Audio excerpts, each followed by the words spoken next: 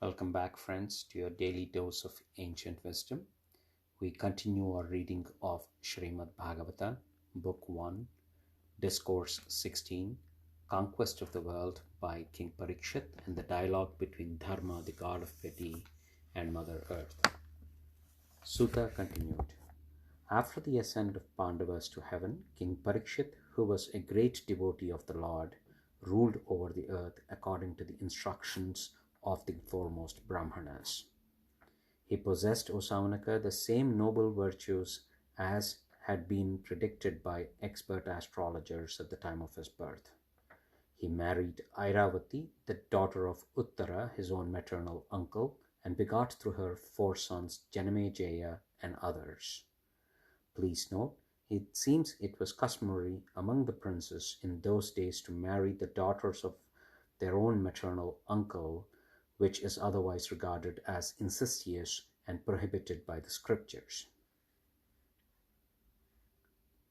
Taking Kripa, the son of Sharadvan, as his guru, he performed on the banks of Ganga 3 Ashvamedha or horse sacrifices, offering liberal sacrificial fee to the officiating priest. In these sacrifices, the gods accepted the offerings before the eyes of all.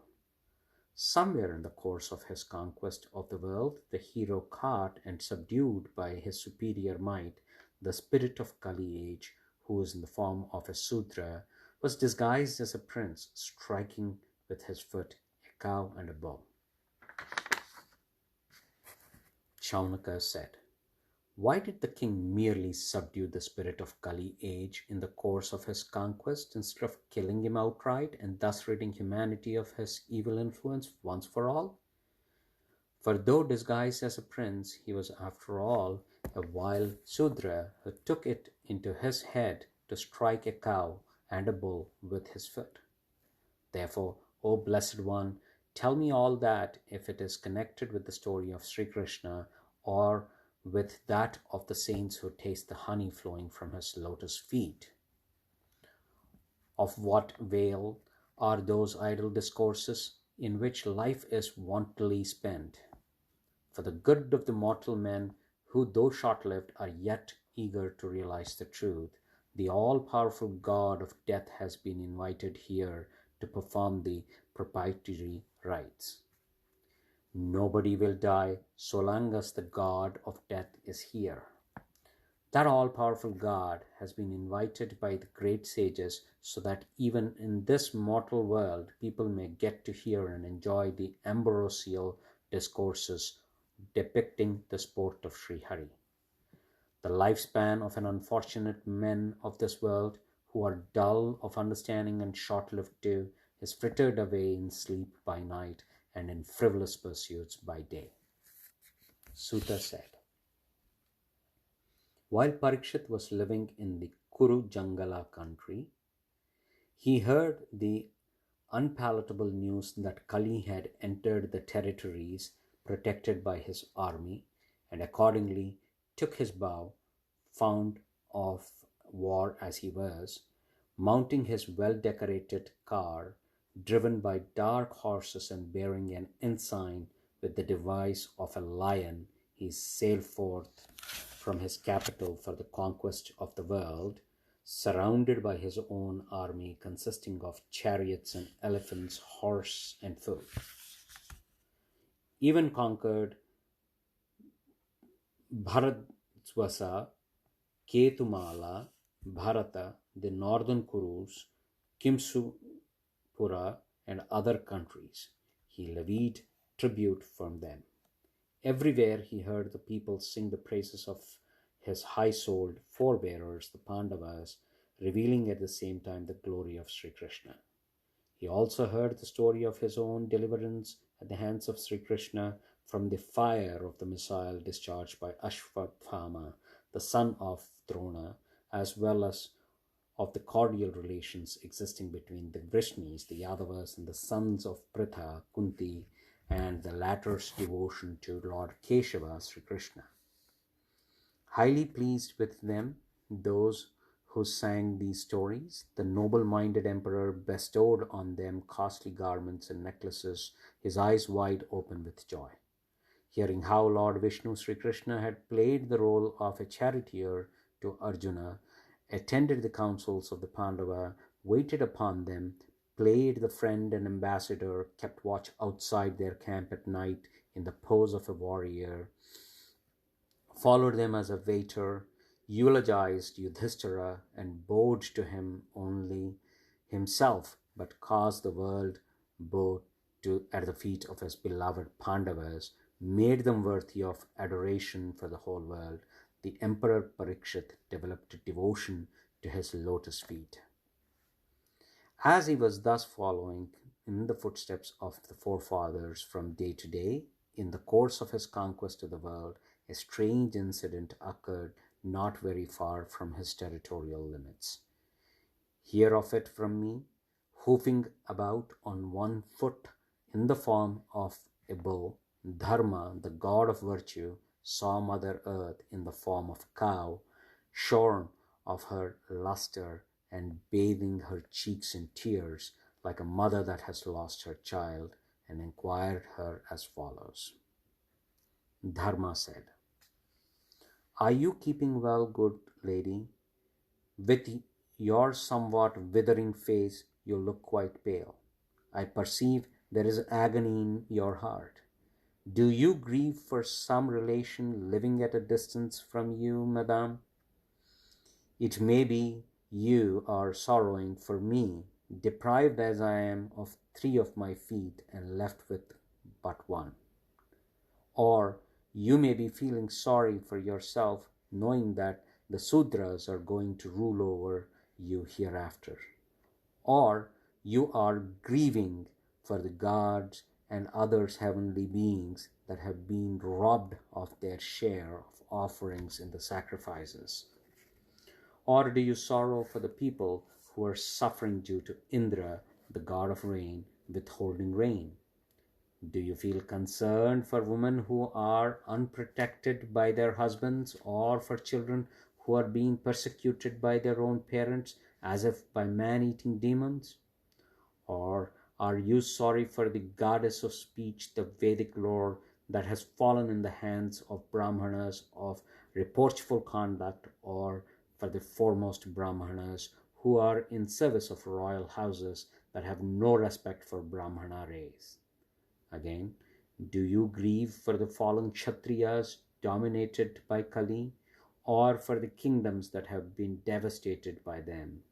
Or do you sorrow the world of living beings who are intent upon eating and drinking, clothing and washing themselves, or on sexual intercourse, disregarding all barriers? Or deserted by Sri Hari Sri Krishna, who had come down to the mortal plane only in order to relieve your onerous burden and has now vanished out of sight? Mother Earth, are you reminded of his exploits, the very thought of which is continual beatitude? Tell me, Earth, storehouse of all riches, the cause of your mental agony, on account of which you look so emancipated, or is it that time who is more powerful than all powerful beings has robbed you, Mother, of your good fortune, which one is extolled even by the gods? Earth replied, Dharma, you surely know all that you ask me. It was due to him, Sri Krishna, that you were endowed till the other day with all your 4 feet that were conducive to the happiness of the world. Nay, truthfulness, purity, compassion, forbearance, liberty, contentment, godliness, composure of mind, subjugation to the senses, austerity, evenness of temper, endurance, quietism, sacred knowledge, self-realization, dissipation or absence of thirst for sensuous enjoyment, lordship, power to rule, heroism, majesty, strength, right judgment, independence or absolute freedom, dexterity, loveliness of form, fortitude, gentleness of disposition, exceptional intelligence, modesty, amiability, quickness of mind, acuteness of senses and bodily vigor, good fortune, sobriety, steadiness, reverence, good reputation, respectability, and absence of egotism. These are many other excellent virtues which are sought by men aspiring for greatness, are ever present in him and never decline. O Blessed One, by him who is receptacle of all noble qualities and the abode of Sri, the goddess of prosperity, has the world been deserted today and has thus fallen under the eye of the wicked Kali. It is such a world that I am grieving for. I am equally concerned for myself, for you, the chief of the divinities and other gods, manes, sages, and holy men, as well for the generality of men belonging to all grades of society and stages of life. Though excessively devoted to Lord Brahma and other gods, practiced austere penance for a long time in order to secure a kind look from Shri, the goddess of prosperity. Even that Shri seeks with excessive fondness the lovely shade of his feet, leaving her home in the bed of lotuses, exquisitely adorned by the glorious feet of the same divine Lord that bore the marks of a lotus, thunderbolt, gold, and a flag, and deriving great splendor through them, I once outshone all the three worlds. And when that good luck ceased, he forsook me. Proud as I was of my great good fortune, absolutely ceased, he forsook me. Absolutely independent as he is, he assumed a charming personality in the race of Yadu in order to make you whole, with all your feet restored as part of his own being.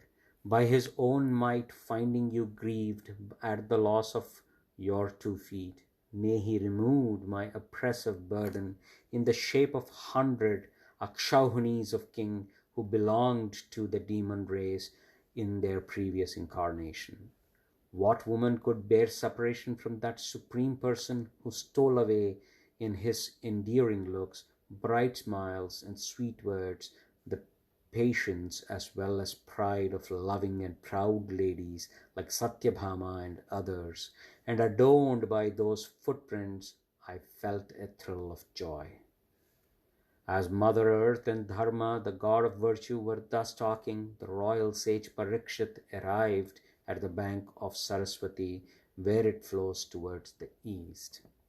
Thus ends the 16th discourse, entitled The Dialogue Between Goddess Earth and Dharma, in Book 1 of the great and glorious Bhagavata Purana, otherwise known as Paramahamsa Samhita.